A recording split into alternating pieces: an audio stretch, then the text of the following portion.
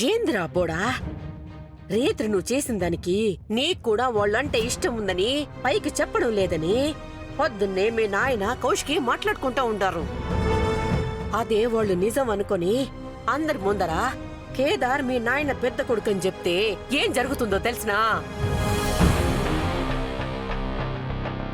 ఛ, మొహం కడుకొని సావు, వచ్చి టిఫిన్ తిందు గాని.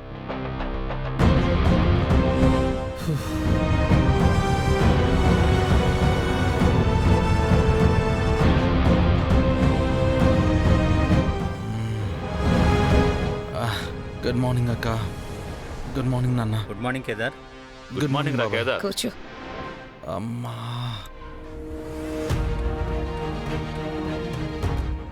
గుడ్ మార్నింగ్ తమ్ముడు. గుడ్ మార్నింగ్ రా. ఏంట్రా, నీకు కూడా తలనొప్పిగా ఉందా? దాత్రి, తమ్ముడికి మజ్జిగ తీసుకొచ్చివ్వు. సరే. ఎవర్రా నీకు తమ్ముడు? నీకు తమ్ముడు? నీకు తమ్ముడు?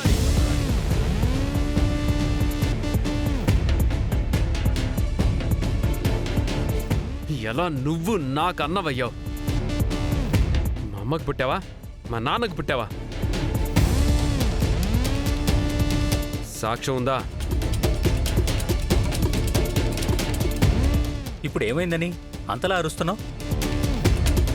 వాడంత ధైర్యంగా తమ్ముడు అని పిలుస్తున్నాడు. మీరు వాడిని ఇంటి కొడుకు అన్నట్టు మాట్లాడుతున్నారు. ఇంతకంటే ఇంకేం కావాలి? అదేంటి యువరాజ్ అలా అంటున్నావు? నువ్వే కదా నిన్న నైట్. తాగిన మత్తులో మాట్లాడాను. అంత మాత్రానా అది నిజమైపోతుందా? చూస్తేనే ఒళ్ళు కంపరంగా ఉంటుంది. అలాంటిది వీణ్ణి అన్నామని ఒప్పుకుంటానని ఎలా అనుకున్నారు? అది కాదు యువరాజ్. రాయ్, మాట్లాడుకో. చూడు, నీ మంచికే చెప్తున్నా. ఈ ఇంట్లో నువ్వెన్ని కుప్పి గంతులైనా వేసుకో, ఎవరితో వరసలైనా కలుపుకో, నా జోలికి మాత్రం రావద్దు. నీకే మంచిది కాదు. నాకు నువ్వు ఎప్పుడు ఒక అనాథవే, అనామకుడివే.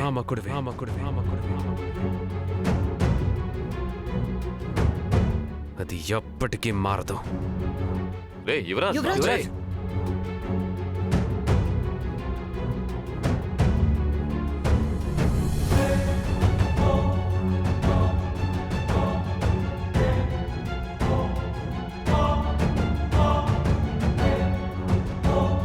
కేదార్, యువరాజ్ గురించి నీకు తెలిసిందే కదరా.